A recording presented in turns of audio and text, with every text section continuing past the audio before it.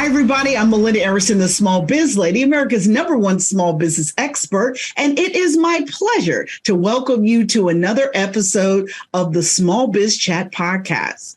Today, we're going to be talking about strategy and branding from every angle you could imagine. So we are going to be talking about how to use strategy to better inform your marketing efforts. We're also going to be talking about how to build your brand online. And we're going to talk about how to build an authentic brand. Now, all of these work together. So I'm so excited to have my three guests because they all do very similar things in very niche areas. So I am so excited to have them here. So if you're looking for ways to boost your sales, you're in the right place because one of my guest experts is going to talk about if you fix your strategy, you will grow your sales. And if you've been thinking about how to boost your brand online, I have a customer here, a client who's going to talk about how to grow your brand online strategically. You don't have to be doing everything. You have to be doing the right things. And authenticity is what it is all about today. And I have a wonderful guest expert who's going to talk about how she built an authentic brand and how you can too. Now, here on the Small Biz Chat podcast, we talk about how to start and grow a successful business. My guests all have amazing insight to share. And we really consider this a peer-to-peer mentoring program for you in your business. The mission of Small Biz Chat is to end small business failure. Now, hopefully you're watching us on my Small Biz Lady Facebook fan page or on my YouTube channel. Either way, I want you to like and subscribe and share so that other people can learn all of this great small business insight right here. Now, one of the things I want to tell you all is that we have three amazing guests today. My first guest is Mr. Jimmy Newsome. He is the CEO of Moving Forward Small Business. I have an online marketing expert, Chris Carr, who is CEO of Farotech. And last but most certainly not least is branding expert Robyn Streisand. And she is the CEO of The Mix. And she's going to tell us all what it takes to really be authentic in today's marketplace. So now it's time for me to introduce my first guest, and his name is Jimmy Newsome. And Jimmy is a business and growth strategist and consultant. He's an international speaker, and he is the founder of Moving Forward Small Business.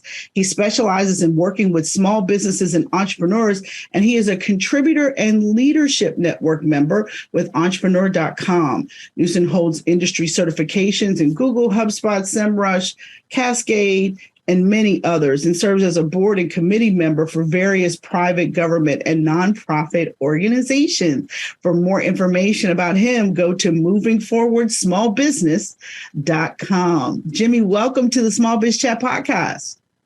Melinda, thank you for having me here. I'm super excited to be here with you and our other distinguished guests, so I appreciate it, truly.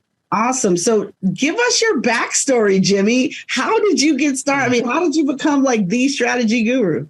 Oh, well, it wasn't a straight path. And my background actually started in the music industry. And I went into video production. I actually made my first sale in 7th grade. I was selling candy at second period, which was kind of like the witching hour because it was just before people could have lunch. They were starving. I didn't know it was entrepreneurship, but it ended up becoming entrepreneurship. But I still didn't learn that word till I was probably about 25. So there was a huge gap there. But going from entertainment to video production to marketing and then to business consulting and advising was actually not me. It was actually the people around me who saw that I would bring a lot more to the table around conversation. And that's kind of what led me to strategy, because one thing I realized is that strategy, as I talk to my partners, as I talk to small business owners that I work with, sometimes you don't have a problem in finance or human resources or marketing. You typically have a strategy problem. And if you look at the strategy will dictate, well, what should I be doing based on what the strategy is presenting for me? So that's kind of where we ended up. So let's talk about strategy. I mean, like, why is strategy so important? Why does every small business owner need a strategy? Well, let's take a step back. At the end of the day, I think a lot of small businesses think strategies for big business. And I've been blessed enough to be able to work and interact with both small businesses and large businesses. The difference is there has to be a level of a translation. A small business can't execute on what a big business would do for strategy, but there are lessons to be learned. So we have to translate it and go, what does that actually mean to you as a small business? So when we're able to do that, then it makes more sense. We have the ability to be more agile as a small business, but we don't have the resources of the large business. So we have to be, so the more strategic we are, the better. If we take a look at 2020, when the pandemic kicked in, 4.3 million new businesses were filed in the United States. And that's up from 2019, and it's continued to grow. So what does that mean? There's more small businesses entering the market, and that creates more competition. A strategy is important because, one, it becomes the blueprint. It tells you where you need to be going. It tells you what you should be doing. But if you don't have a strategy, people think, well, I need to be at a certain level before I start a strategy. Absolutely not. If you can start a strategy sooner than later, you're already headed in the right direction. You know what your true north is, and now you're headed there confidently. So what are the top 3 things we should be thinking about when developing a strategy or updating one, frankly? Sure. And believe me, there's quite a few things, because for every business, it is different. But the most important one for me is vision. And most people look at vision, values, and all these things as kind of like woo-woo. And in most cases, they're used that way, which is why you think of it that way. But a vision tells you where you're trying to be in 5 years, 10 years, 20 years. And now that dictates everything else. Everything else that has to happen to grow your business has to point you in that direction. So now you know what to say yes to, and you know what to say no to. So vision is number 1. Second thing is market analysis. When I talk to the market analysis small business, I can see the fear in their face, because it sounds like some crazy, strange word. Market analysis, what does that mean? There are tools today that can help you with market analysis. And the key is not knowing that there's a lot of data. The key is, what do I do with that data now that I know about it? So you need to understand what is going on in regards to market analysis, understanding the market internally, externally, SWOT analysis, if you will, that aspect. And then the third one is resource allocation. That's usually the biggest one. One of my mentors said the great thing about entrepreneurs is they fall in love with their ideas. The bad thing about entrepreneurs is they fall in love with their ideas. It's really about allocating resources. I meet people, and I was one of them. I had the record label, and I had the management company, and I had the production company, and I was in the band, and at the end of the day, it's okay to be that ambitious, but if you don't allocate the resources properly, things don't move. So those are the 3 things: vision, market analysis, and resource allocation. All right. Well, I'm going to obviously follow up with market analysis. So if I want to do a market analysis, and I obviously that takes into a consideration your competitive analysis, right? And how do you what are some of the tools and the best ways to get this information about what's going on in your industry and what's going on with your competitors? Sure. Now, I recommend a number of different tools. My favorite tool is a tool called SEMrush. Okay, which is an amazing tool. It's very robust. It covers it covers SEO structure. It covers digital ads, social media, content marketing and trends. So it's an all-in-one tool. So it can be a bit of a cost inhibitor for a small business. So there are other tools, but if you make strategy and market analysis a part of your daily routine, this tool is worth it, because I don't do anything from the gut anymore other than look at it and go, I should probably stop eating. Besides that, you have to leverage tools these days. When we talk about AI and we talk about machine learning tools and all this, it's a small business's best friend. I use another tool called Winmo. I use a tool called Ahrefs. I use multiple tools, and these tools do all the heavy lifting for me. Awesome. Well, I also, one of my favorite tools is actually Spy Food. I really like Spy Food on competitors' websites too. But I like some of the tools that you talk about as well. They're a little pricey for a small business, but they do get the job done. Now let's talk about setting goals, right? So it's like I have my strategy. Okay. Mm-hmm. But how do I set sort of like my short term versus my long term, sort of like big picture vision goals? Sure. So I'm going to give you more of a structure. So we use in my organization a framework called Cascade. Okay. And so with Cascade, we start with the vision. Okay. And the vision says this is where we're headed. From the vision, we go into our values. Now, this was one that was hard for me to wrap my head around at first because, again, I think values, woo, blah, blah, blah, blah. All right. But at the end of the day, the values tell us how we're supposed to behave. But the values, you can't have values for your customers and a separate set of values for your internal team. The values have to be the same. And also, the values are not about trust, honesty, respect. That should be a given. It has to be really about what makes you unique. One of my board members said to me, he goes, one of your values is you fight like hell for small business owners. And I was like, oh, I never really thought of it like that. Now, let's put that into context. So if we look at that and someone's choosing between me and someone else, you're going to choose the person A that says, we're trustworthy, we're honest, we're respectful, or you're going to choose Jimmy. Why would I choose Jimmy? Because one of his values is he fights like hell. He will not give up until you have won. Which one are you going to choose? Exactly. Number two. So if we go with those two things, next thing we do is we look at the goals, which are also the focus areas. Now we want to focus on 3 main goals for the year. If we focus on 3 main goals, which I call focus areas, then the objectives to get to those focus areas have to align. That way we can look at things. So people set objectives without understanding what their focus areas are. So you're already headed in the wrong direction. So it becomes a system, a cascading system. You got your vision, values, focus areas, then your objectives. From your objectives, you create your projects and your KPIs. And now you can figure out how to measure. Now you got yourself a system. I love it. I love it. Listen, when we come right back on the Small Biz Chat podcast, we're going to be talking more with Jimmy Newsome about how to use strategy to run your business better. I'm Melinda Emerson, the Small Biz Lady, and we will be right back. Are you ready to become a boss? Hi, I'm Melinda Emerson, Small Biz Lady. Click the button below and take my free boss quiz. This assessment will help you learn your entrepreneur type and find the right business model for you. Get this information about the #1 asset in your business. Yeah, that's you. Hi, everybody. This is Melinda Emerson, the Small Biz Lady, and welcome back to the Small Biz Chat podcast. I'm talking with my guest, Jimmy Newsome, about strategy and how it should really inform every single thing you do in your business. So, Jimmy, back to you. How can you involve your team or your employees in the strategy development process? Is it something you should do as a business owner by yourself, or should your team be involved in developing the strategy? Yeah, and that's where most small business owners make the mistake. They develop in a vacuum.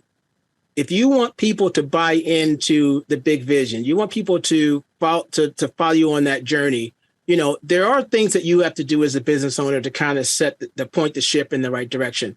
But from there, you need to encourage open dialogue. You need to give them the ability to collaborate, to listen. You can even set high level objectives for your team, but then involve them so they can actually go, and let them choose the path.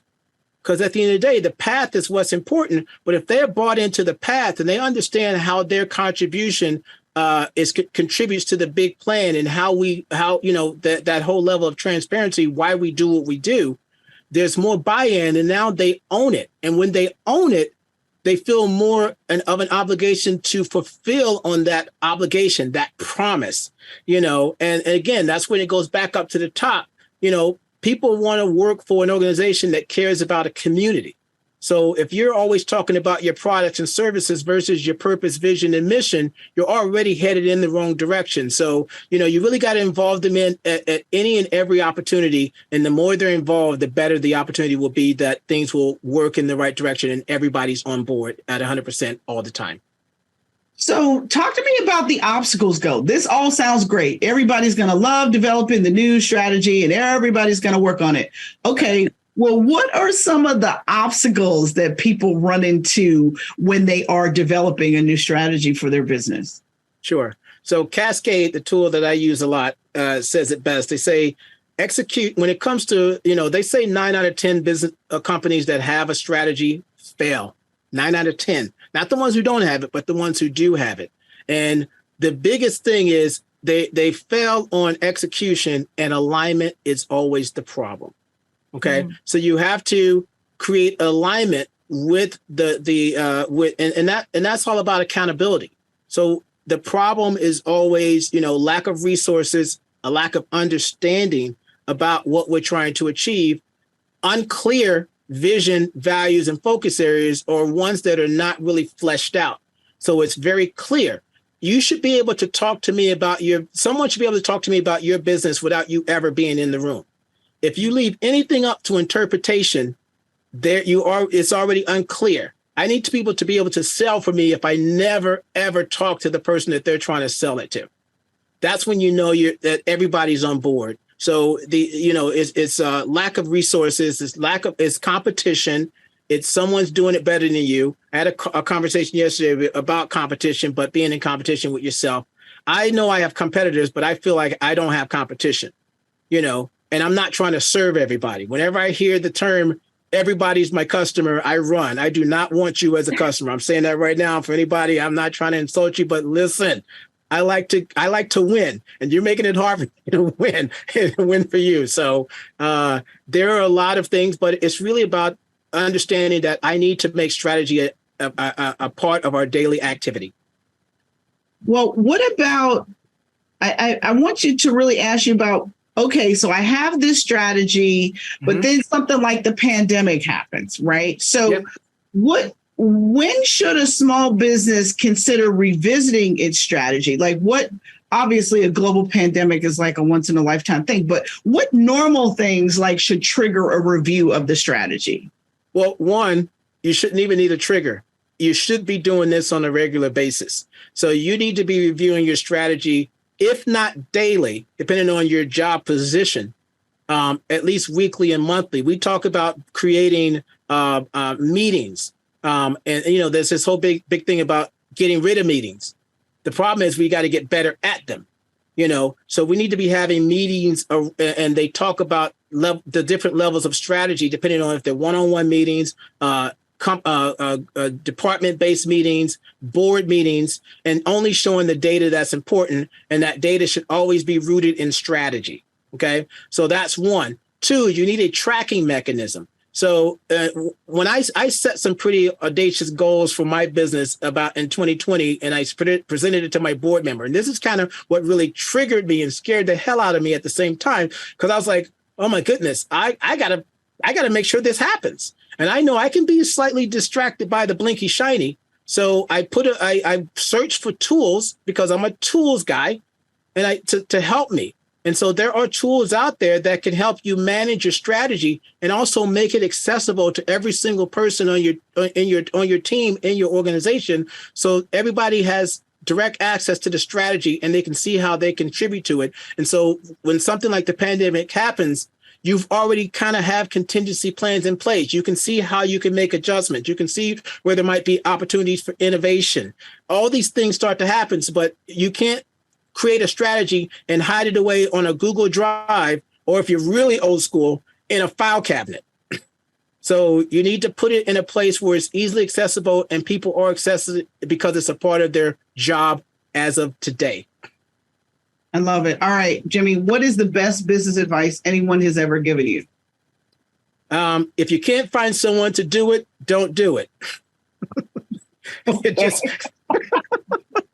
And I know that sounds a little weird, and I'll put a little context behind that. One of my mentors was interviewing the guy who created Fuddruckers, okay? And I was huge in video editing, so I would edit all these things. Is where I learned all these lovely stuff that I'm yelling out to you right now. And he goes, "What happened to that thing you were doing, this huge project?" He goes, "Didn't do it." He goes, "Yeah, but it was such a huge moneymaker." He goes, "I couldn't find the right team." And we as entrepreneurs are notorious for having 18 side hustles And it's okay to have 18 side hustles as long as you're putting people in place to do them. If not, put them on hold and focus. Stay focused on what you can do and what can generate you revenue the quickest. And then if you have to, reinvest that in the other side projects and put a team behind it and let it work. That's what I learned. I love it. I love it. Thank you so much, Jimmy. Your valuable insight was so helpful. And next up, we're going to be talking to an expert about how to build your brand strategy online. I'm Melinda Emerson, the Small Biz Lady. You're watching the Small Biz Chat podcast, and we will be right back. Hi, I'm Melinda Emerson, Small Biz Lady, and I want to welcome you to Small Biz Lady University. Our mission here is to end small business failure. So all of the courses here are about two things: how to become your own boss or how to make money online. So that's what we do here. So whether you want to learn about email marketing and sales funnels, or you're ready to get started with social media selling, or if you're really just getting started with e-commerce, you might want to jump into our How to Sell and Market Online course. Either way, if you want to learn how to become your own boss and do it well, I have everything you need here at smallbizladyuniversity.com. If you have any questions or have any technical problems getting signed up, just email us at support@melindaemerson.com. Take care. Welcome back to the Small Biz Chat podcast. I'm Melinda Emerson, your host, and hopefully you're listening to us or you are watching us on my Small Biz Lady Facebook page or my Small Biz Lady YouTube channel. Please be sure to subscribe, share, and leave us a comment. If there is a topic that you want us to address on Small Biz Chat, let us know, and I'll be sure to track down the right person to share guidance with you. All right, now it's time for me to introduce my next guest. We're going to be talking all about online branding and AI. My next guest, his name is Chris Carr. Chris is a successful digital entrepreneur. He started his company Farotech over 22 years ago, and it's a comprehensive digital marketing agency located just outside of Philadelphia. Farotech has made the Inc. 5000 list of fastest growing small businesses, as well as the Philly 100 list. Hey, I made that list too. He's at the forefront of AI and hosts a podcast called Digital Marketing Masterclass with Andy Crestodina, featuring some of the top names in the world of marketing. For more information, you can check him out at farotech.com. Chris, welcome to the Small Biz Chat podcast. Thank you very much. I'm honored to be here. All right. So tell me, how did you get into online marketing and branding? I don't think you would believe it. This is 1999. I just broke up with my girlfriend in college, and I thought that the way to win this girl's heart back was she was an artist, to take her art and put it all online on a website so that she can show everybody around her. And what happened was building websites in 1999 were extremely difficult. I tried to hire a number of companies and they couldn't do it. So I went and tried to do it myself. And so that was about 6 to 8 months later. The girl was pretty much an afterthought by then. I'd already kind of fell in love with coding and all that stuff. And that's sort of how the company was born. I love it. I love it. So what is the main problem that people have building a strong brand reputation, especially online? Yeah, I think that there's a number of different things. I think one of the things that we don't do is we don't take the time and the energy to understand how to get the right message to the right client at the right time. And so what happens here is that without a plan and without a strategy, what happens here is that it's very easy to develop one marketing campaign or one marketing presence or one marketing message and just kind of send it out to everybody. And what we found is that when companies that find ways to build hyper personalization into their marketing, they succeed a whole lot better. So why do you feel like, how can branding, like starting with branding, lead to better ROI? Well, I mean, I think one of the things you have to do is you have to kind of say, when I think about my brand and I think about my products and my service and my mission and my values, the things that I want to know are what makes me different from my competition.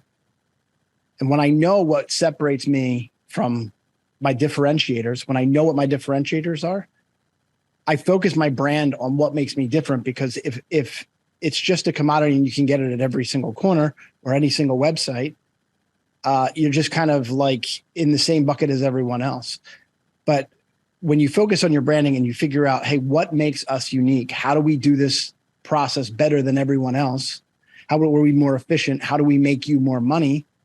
Those are the things that people go to. These are the companies people go to because they're trying to solve a problem. And usually when you try to solve a problem, you're in 3 different stages. You're either in the awareness, consideration, or decision level stage. Awareness is, hey, you know what? I know I have a problem. I need to fix it. Consideration basically is saying, hey, you know what? If I am going to fix it, like what avenue am I going to go down? And then finally in decision, I'm saying if I have to choose one provider, what makes one better than the other? And what I find is that we spend very little time. Maybe companies like HubSpot tell us to put in a whole bunch of energy into awareness, and then we have a contact us page. And we live in this world of like kind of vomiting our message and saying, buy now, buy now, buy now. But we don't mean to sound like that, but that's exactly what we're communicating. So how can we, if I want to build a successful brand online, and you're saying okay, we're just vomiting a bunch of content out here and then saying, oh, by the way, buy now. What should we be doing to build a successful brand online? Well, first off, what I would want to do is I would try to understand your target personas. Who are the actual clients that you're trying to market to? Mm-hmm. And I want to segment them into different buckets.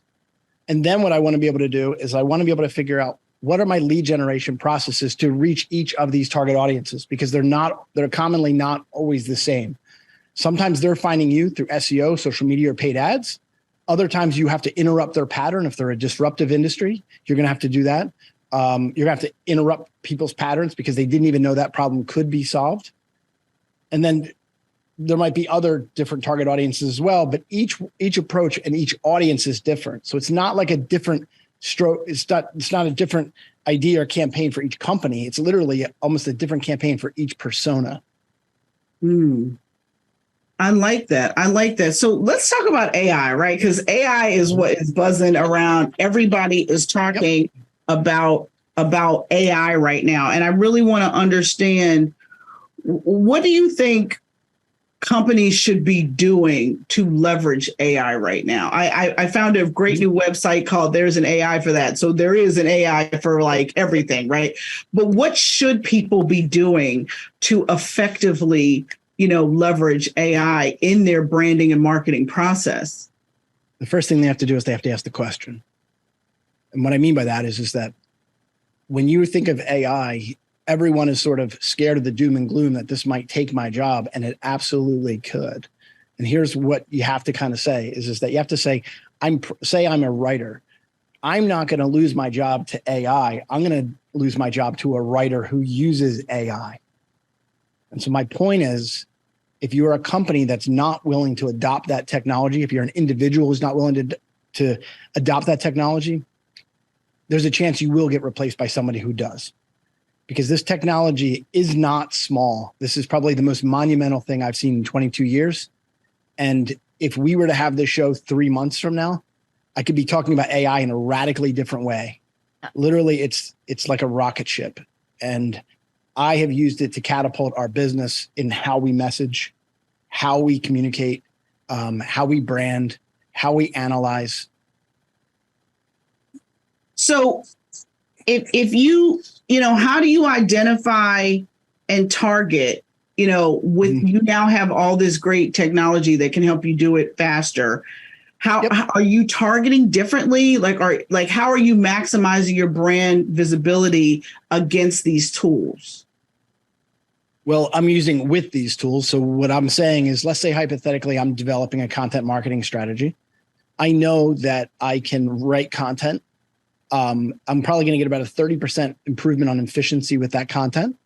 What that'll allow me to use that time and energy to make higher quality content. I can use the AI technology through companies like SparkToro or BuzzSumo or things like that to understand where are the influencers, where are the people in my industry, and how can I reach them more effectively. I can use AI integration for lead nurturing and marketing automation, so I can market to them more effectively than I could even 6 months ago. And I can use analytics. Like the things that what I could show you with analytics right now, there's something that we all have now. If you have ChatGPT, there's a beta version of something called Code Interpreter. And Code Interpreter is like having a master's level data analyst literally right in your pocket.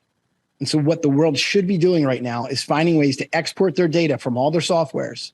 You talked about SpyFu, you can export from that. SEMrush, you can export from that. Google Analytics, you can export from that. HubSpot.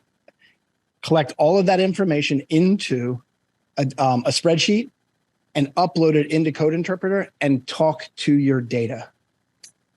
If you have multiple clients, import it into one document and then talk about at the macro level, the information you wanted to know about all of your clients. So I'll give you an example. I might say, well, you know what? My keywords are not ranking effectively. And I would say, oh, is that just for my small healthcare clients? Maybe. Is it for my small healthcare clients whose website's only 3 years old?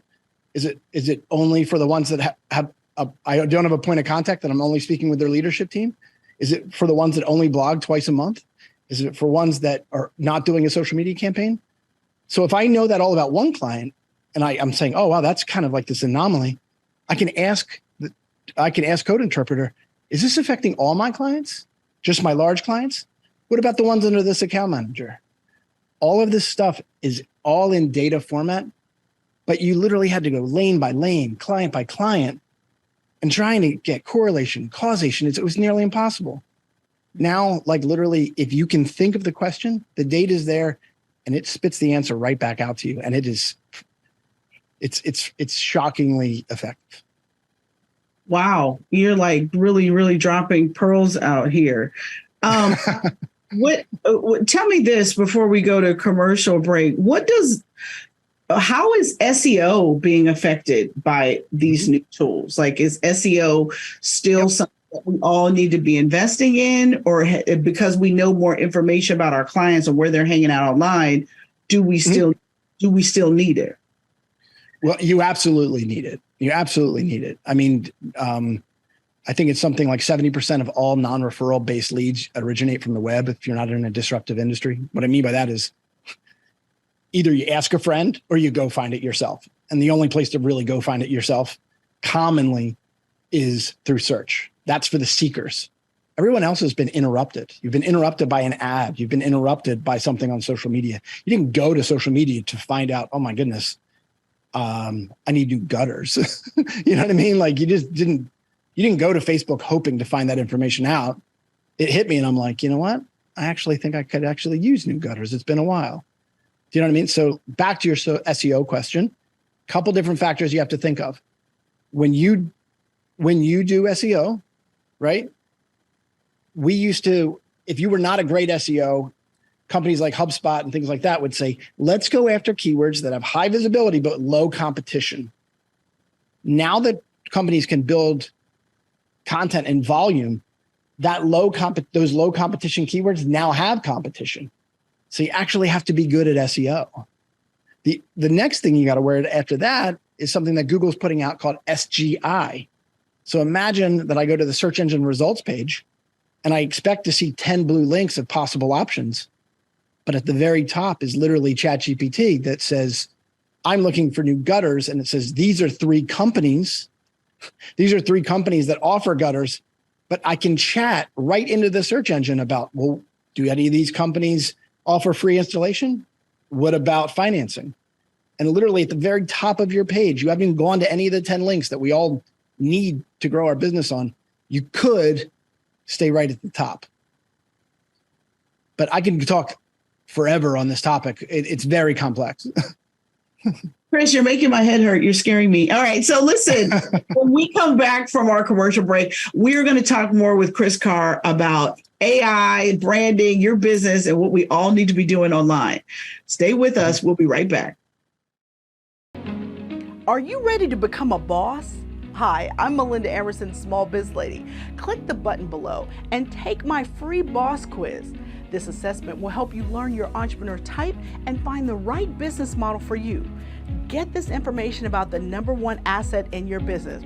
Yeah, that's you. Welcome back to the Small Biz Chat podcast. I'm Melinda Emerson, your host, and we're talking with my guest, Chris Carr, about AI branding, all that stuff. So, Chris, listen, if everybody's now using ChatGPT to write all their content, how are you going to stand out? How are you going to be original in the marketplace? Well, there's two different things. One is you're using AI to do three different things. One, to sound like you and your brand. Two, to understand your audience better. And then three, to be a utility.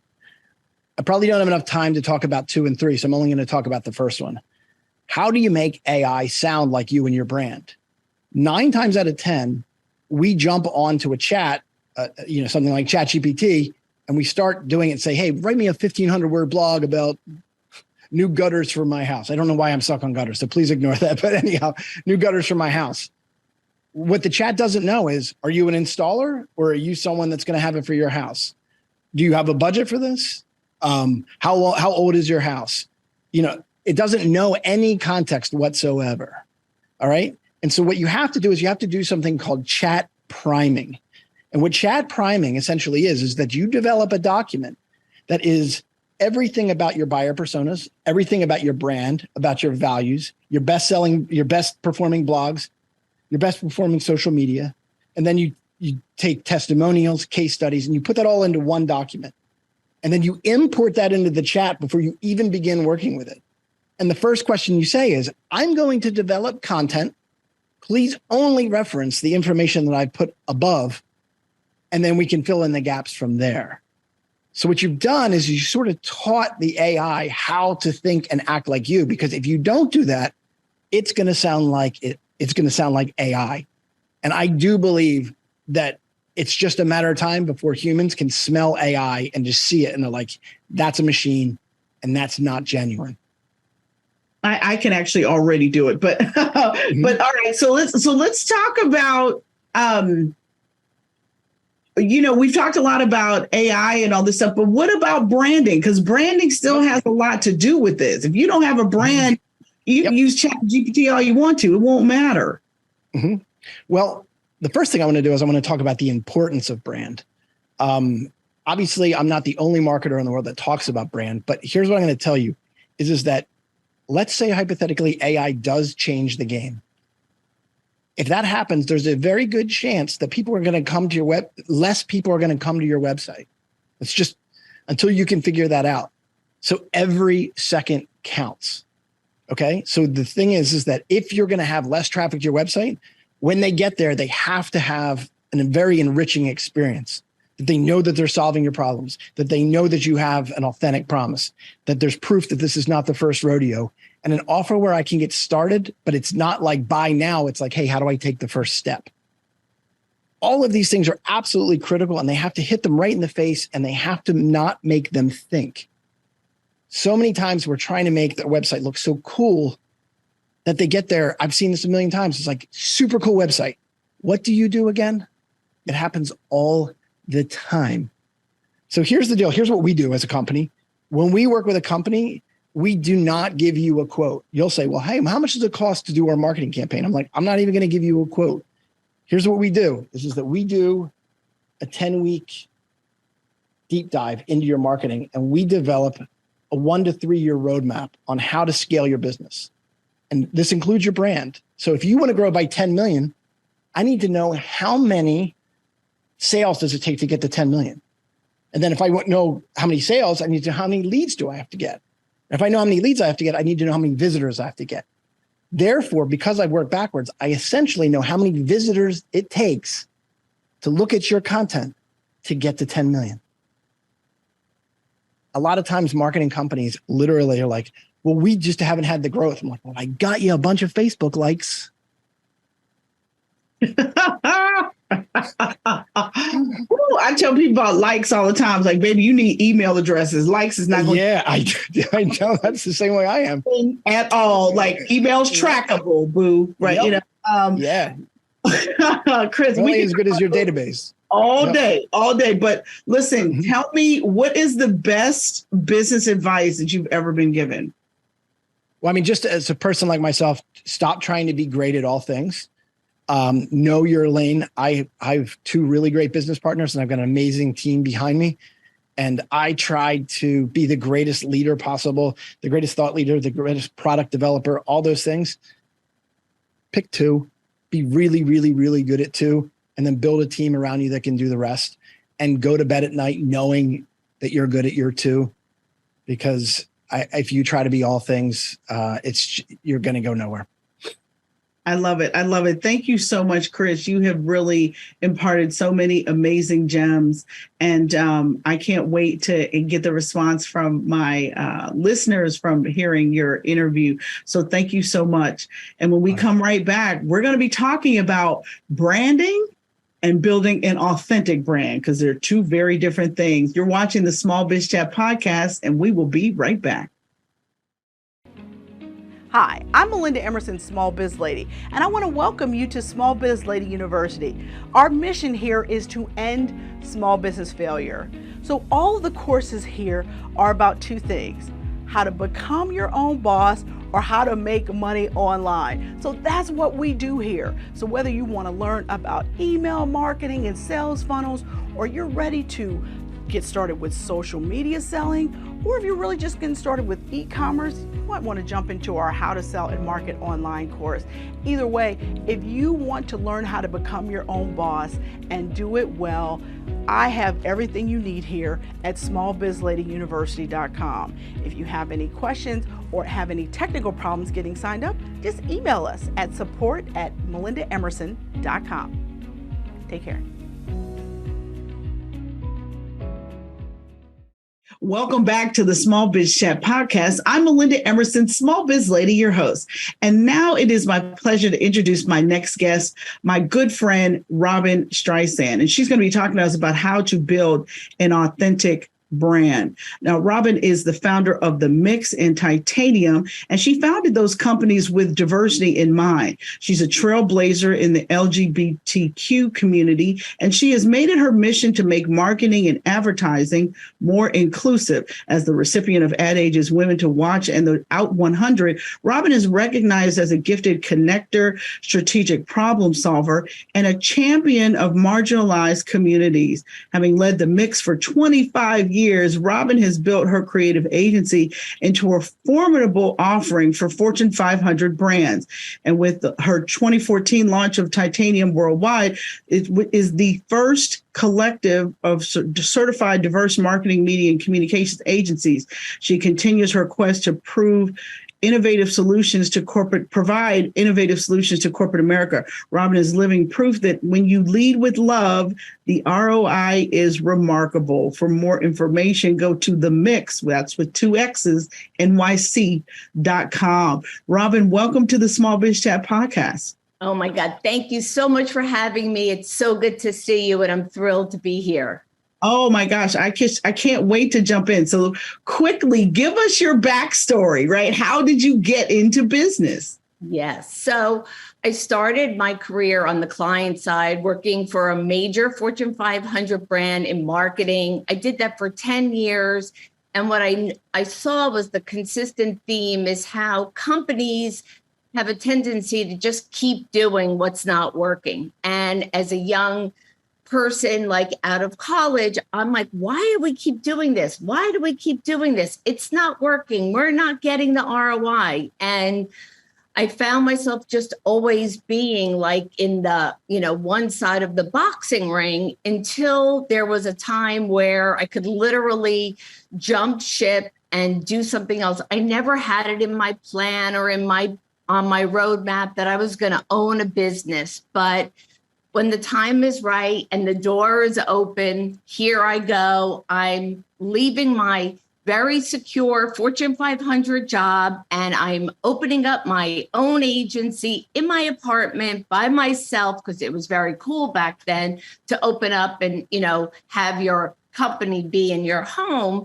And I launched The Mix in 1996, and I have not looked back since. All right. So let's get into branding, because you are a branding guru. So how can a person align their personal passions and interests with their business brand to really build an authentic brand in the marketplace? Yes. So I would say our approach is we get inside and under the hood of who people really are. I think and as we've all been talking today, we always want to find that white space and have that differentiating reason why us versus the plethora of other agencies or partners out there. And our process is very much sitting down and really digging into what's at the heart of the matter, not just the surface or the typical like reasons for being or why this or why that. We're looking for those gems, those nuggets, those real special highlights that we could start to frame and build something very unique and different that has the same value prop and the reason for being, but has like the ingredients of really being something unique and special, kind of like a one of a kind, and there'll never be another like yours. And we've had success with small business, corporate America, medium-sized companies that are either looking to refresh what they're already doing, or maybe they're adding a new offering or a new division, and it's always coming from the inside out, and making sure that the brand is always in alignment with the people that are in the building, as well as then getting their current customers or new prospects aligned with why the pivot, why now, and why you have to be a part of it. So one of the things that a lot of people talk about in terms of branding right now is story brand, right? Storytelling to get your sort of like brand message across. Can you talk a little bit about, how to do that in a way that accurately represents what you stand for versus what's like cliche right now, what everybody's doing? Because I hear this story brand everywhere. Yes. I mean, the storytelling is like the most, it's at the heart of everything that we do. And, with so many channels now that are available and accessible to everyone to find what they're looking for or who they're looking for, or if diversity, equity, and inclusion matters to you. So, we really pride ourselves on like a very simple script about, who we are, how we work, and why it matters. And we also use this script not only from an onboarding perspective of our talent, but we use it as we onboard clients. It is a two-way transaction. We are just not in it to get new customers.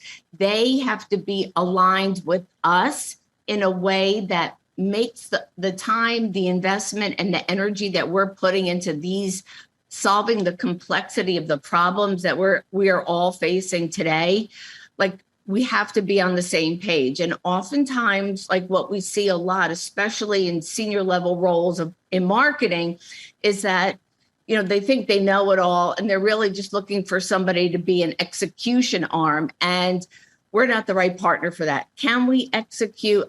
I don't really think that that's how you want to spend your money with us. And, we're okay about walking away or just saying, no, thank you. This doesn't feel like a right fit for us. So the client and the people inside and all really operate from, we're all beating to the same drum. And, the mix has been a small business for a very long time for a very specific reason. It's easy to be big. It's hard to be small. And when you look at us, we are all coming from the same place. We have the same mindset. We didn't have to mold or shape people in order to be a member of this company. We look for those people with those shared values. We all care about the same thing, and we all want to give back and serve community. And it was and has been very challenging finding A-level talent with those kinds of values, almost like the needle in the haystack. And we've had great success, especially over like these past couple of years of COVID. I really who knew then going into it that a company would be able to not only make it, but achieve double-digit growth inside of the most unpredictable moment when you're a creative company that's grounded in collaboration and partnership, and like putting things up on the wall and looking at it, and like, bringing the diverse lens of who we are as a company to assess and evaluate all the work. Who knew that we were going to be able to do this in a remote world? And I have to tell you, I think, because we actually care about each other. I mean, the people that work for me are like my family. They're like my kids or my brothers and sisters. And we have such a profound sense of community and respect for each other that it allowed us to have double-digit growth throughout the whole time during COVID. And our clients saw us in a whole new light, right? Because they didn't know where to go or how to do it. And they all had to figure it out. And we became kind of like the go-to company because people didn't know how to react or respond to the world of which we're living in today. And it's been an incredible run and journey, I have to say, but I would never be able to be me without the people underneath me making it all happen. I'm sure that is true. Now, one of the things that a lot of people talk about in terms of personal branding is transparency, right? And how your personal brand really is your business brand. And can you talk about that? Because I think that is true, but I also think that there is a line, right? I do see a lot of people out here oversharing or sharing things that I don't think I should know. And so how do you balance that with wanting to be transparent, but not being, TMI, not doing too much? Well, I'll tell you, we've had our fair share of dealing with the minefield, if you will. Like, should we go this way? Should we go this way? How much do we tell? What do you not tell? And, I think when you come from what I would call a heart-first approach, people have already signed up for an open door. Transparency is like at the foundation of our company and our reason for being and the transparency that we are. We're human, right? We're human first. And although the marketing space probably is of the most complex in this world that we live in, I think when you start to just realize who's across the table from you or who's in the next box next to you on Zoom, and you could actually see and feel where people are and not be afraid to say, hey, you know what, I'm checking in on you. Are you okay over there? And, as the leader, I think there's a level of, whoa, is she talking to me? Like, the CEO of my company is actually asking me how I am. And our entire approach is about accessibility, and we're here for each other first. And you have to create safe space for people so that they could, have somebody to go to in good times and bad. And yet at the same time, you want to establish what those boundaries and guardrails are. I will say one of the accomplishments that we've had in the past couple of years is the mix went for what's called their B Corp certification. And B Corp is really about 4 different areas. One, it's about the company culture and how you talk about your onboarding process, your handbook, how you incentivize, how you communicate, your quarterly meetings, et cetera. Then 2, it's how you give back to community and what are those areas where you're not just saying that you sit on 3 nonprofit boards, but how do we actually take that from how we do our business to how we give back to community, and then how we pull it through in our day-to-day lives. And I think that's really super important in this world that we live in, crazy as it may be. And then the third thing is, how do we interact with clients? And there's it took us 18 months to achieve this B Corp certification. And, the foundation of all of it is really about the ESG meets CSR meets DEI. And we sit at the intersection of all of that. And it's because of that more and more companies are actually going for this kind of certification, because it really speaks to the authenticity of who a company is, what the leadership stands for and represents, and what are the kind of people that work inside that agency. So I suggest everybody check that out for sure. All right, Robyn, tell me, what is the best business advice that you have ever been given? Fear is good. It keeps you focused. So throughout my entire career, there's so much uncertainty and not knowing. And every time I'm, oh my God, not sure, I just break through the wall and go for it in spite of it. And I don't let it stop me from realizing my dream and my true potential. I love it. I love it. Thank you so much, Robyn, for being here. And hold tight, because now I'm about to bring Jimmy Newsome and Chris Carr back, and we're going to have our panel that I like to call Hit It and Quit It. And we only have a couple of rules. Number one, I'm going to ask each of you the same question. You only have 30 seconds to answer, and you cannot repeat someone else's answer. All right, everybody got it?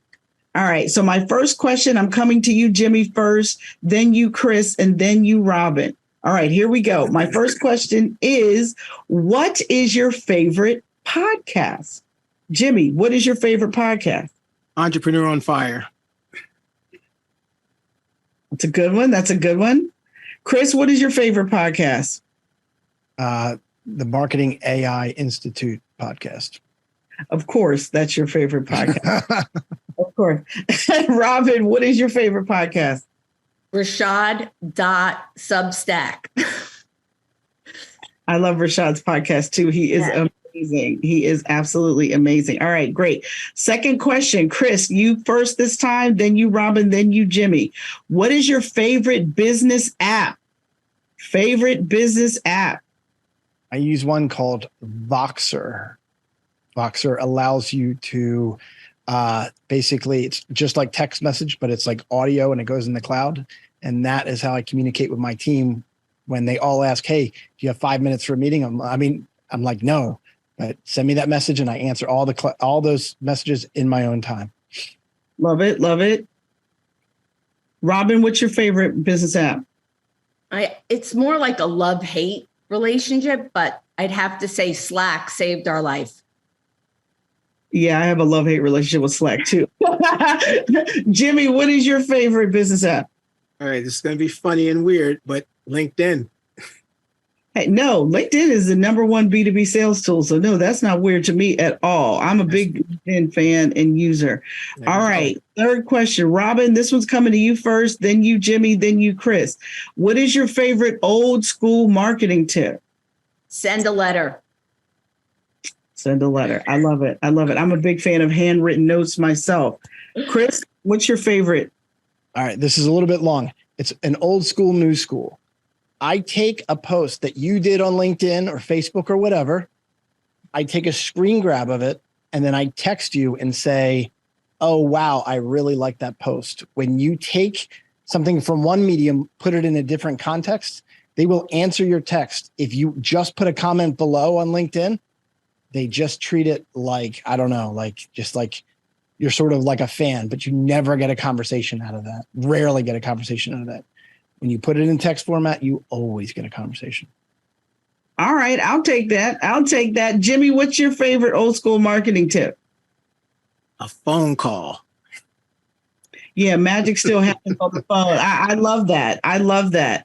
All right, last question. Jimmy, this one's coming to you first, then you, Chris, then you, Robyn. What is the favorite business book you've ever read? 80/20 Sales and Marketing by Perry Marshall. Okay. Chris, what's your favorite book? The Compound Effect by Darren Hardy. Darren Hardy. Okay. And Robyn, what's your favorite book? Become Your Own Boss in 12 Months by Melinda Emerson. I love you. Thank you for the shameless plug. And I will tell you all that my new favorite business book is 10X is Easier Than 2X by Dan Sullivan. I love this book and everyone should read it. Thank you so much to my guest, Jimmy Newsome, CEO of Moving Forward Small Business, Chris Carr, CEO of Farotech, and Robyn Streisand, CEO of The Mix in New York City. Thank you all so much for joining me for this episode of the Small Biz Chat podcast. If you are an aspiring author, speaker, coach, or consultant, please join me in Philadelphia this September 21 through 23. I'm going to be hosting a conference called Brand in Demand Live, and I'm going to be teaching you everything you need to know about how to elevate your brand. And I've got a discount code for you. So if you head over to smallbizladyuniversity.com/brand in demand live, use my code SBLVIP, and you'll get a VIP ticket for the same cost as a general ticket right now. So don't delay. This code expires on July 31st. So make sure that you sign up today because I don't want you to miss out. I want you to get the spotlight that you deserve. Thank you so much for joining us for this episode of the Small Biz Chat podcast. Our mission here is to end small business failure. And I want to leave you with this. You never lose in business. Either you win or you learn. God bless everybody.